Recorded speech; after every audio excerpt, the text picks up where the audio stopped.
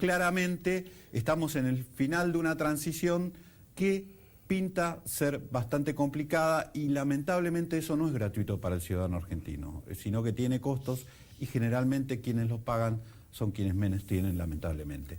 Nos van a tratar de explicar en qué situación estamos y hacia dónde vamos, cuáles son los posibles escenarios. Luis Rapoport, que es economista, y Maximiliano Castillo Carrillo, que también es economista y director de la consultora ACM, que era actividad... Análisis de coyuntura macroeconómica. Análisis de coyuntura macroeconómica.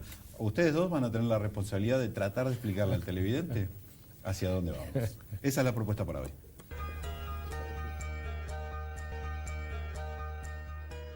Bueno, ha quedado planteado la situación, digamos. La pregunta es general para ambos. ¿En qué situación estamos y hacia dónde vamos? Hay un momento de marcada incertidumbre en la economía. Bueno, sí, como vos mencionaste en la introducción, claramente la economía está en un periodo de recesión importante.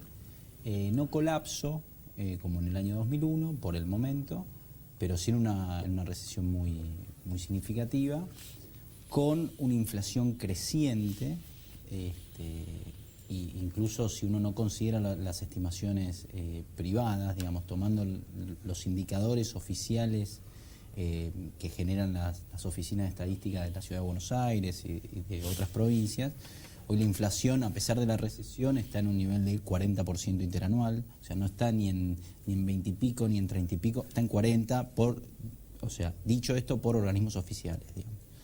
Organismos oficiales no nacionales, sino distritales, digamos. Exactamente. Entre ellos, ¿qué está? Santa Fe, San Luis, ¿cuáles son los que siguen? Bueno, Ciudad de Buenos Aires, San Luis, Neuquén, Tierra del Fuego, o sea, hay varios, digamos, indicadores, y algunos que tienen más o menos cercanía con el gobierno, digamos, entonces, un poco para sacar esta idea de, bueno, el 40% de inflación lo dicen las consultoras, digamos.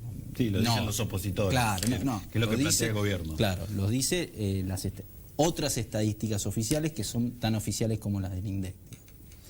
Pero bueno, más allá de ese comentario, lo cierto, coincido con vos, que la economía está en recesión, con alta inflación y con mucha incertidumbre. Quizás en lo que no coincido con lo que vos mencionaste es que hay como esta cosa de es llamativo que a pesar de la recesión la inflación siga siendo alta, digamos.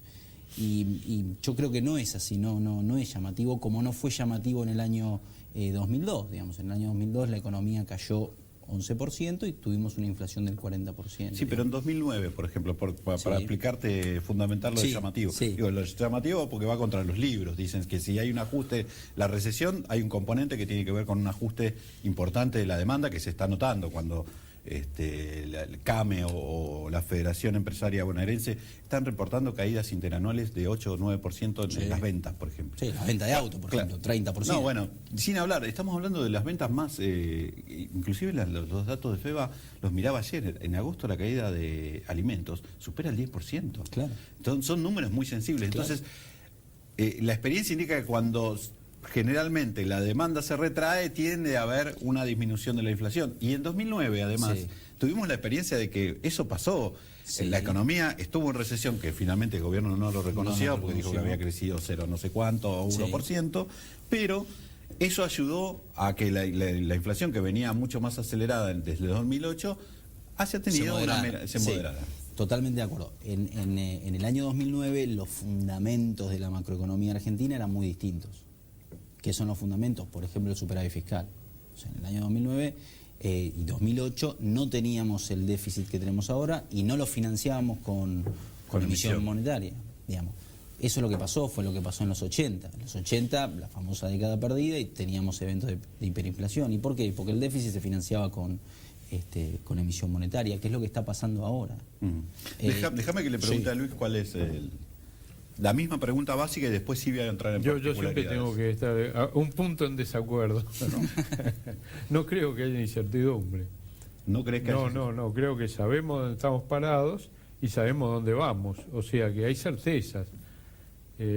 Y si faltaba alguna certeza, yo creo que el comentario que hizo la presidenta a la salida de la reunión en las Naciones Unidas, yo creo que termina de aclararlo. Hizo un comentario un periodista y dijo más o menos lo siguiente: que el mundo está pata para arriba y que no hay ningún líder que lo ponga derecho. A mí me recordó un cuento de un gallego. El tipo iba por Avenida Sarmiento, viniendo del aeropuerto, y dobla hacia la izquierda por Figueroa Alcorta, ¿no? Y entonces el tipo tiene la radio prendida con estos cosas que dicen que hay cortes acá y cortes allá, y el locutor dice, bueno, parece que hay un loco que está yendo por Figueroa Alcorta contramano, tengan cuidado porque va a generar un desastre. Y el tipo, ese gallego, dice, pues hombre, no es uno solo loco, está lleno de locos acá. Y esto es exactamente lo que está pasando. O sea, pero cuando vos todo decís, mundo, hay certezas, ¿cuál es explicitarle al televidente cuáles son las certezas? La certeza es de que estamos yendo al revés. Estamos yendo al revés. En todo el mundo, y hace mucho, la ciencia económica, la práctica de la política económica, sabe cómo se resuelven los problemas de inflación. Vos podés hacerlo en determinadas circunstancias a través de políticas de shock, podés hacerlo en forma más paulatina, gradualista, sí. y más gradual. Está la experiencia de Israel, está la experiencia de Argentina en términos de shock, está la experiencia de toda América Latina prácticamente después de la década del 80, y acá se está haciendo exactamente todo al revés desde el año 2007. Esto quiere decir que la gente que mire las cosas en términos de este momento, yo creo que en ese punto sí se equivoca. Ahora, yo creo que de alguna forma desde el 2007, cuando en forma deliberada este gobierno apuesta a la inflación, apuesta a reducir, digamos, la inversión en el sector energético, apuesta a una política inflacionaria en la política de ingresos, la política fiscal, pero al mismo tiempo con un tipo de cambio contenido, está haciendo una locura. Y como un país no es como una moto que vira rápido, un país es como un transatlántico.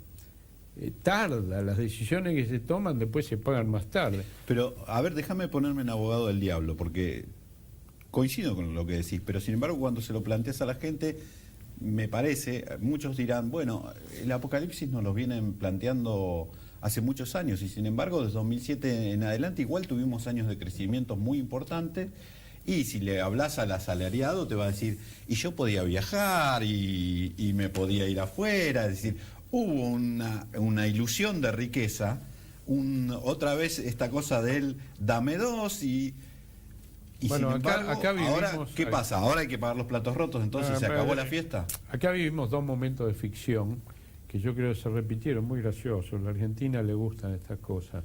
Y a los argentinos, que no miran a largo plazo. En la época de Cavallo había un esquema de crecimiento sobre la base del incremento de la deuda. Es lo que yo, en inglés, yo me reía hablando con los gringos. Decía, esto, los asiáticos desarrollaron el concepto de exportación, o sea, crecimiento basado en la exportación, export-led growth, se dice en inglés. Esto era capital inflow-led growth, o sea, ingreso de capitales para que el esquema novedoso, que no es novedoso, que tantos países lo hicieron, sería commodity prices-led growth, o sea, en la medida que aumenta el precio de los productos exportables, crecíamos. Pero la pretensión es que crezcan siempre. Y no hay nada que crezca infinitamente. En algún momento deja de crecer. Y cuando deja de crecer, y encima ahora baja, y bueno, nos encontramos que esto no era desarrollo. Sí, complementando lo que decía Luis, yo te agregaría que además de ese efecto que es exógeno, digamos, lo que pasa con los precios internacionales de los productos que exportamos, digamos, Argentina no puede hacer mucho, digamos, es un factor exógeno.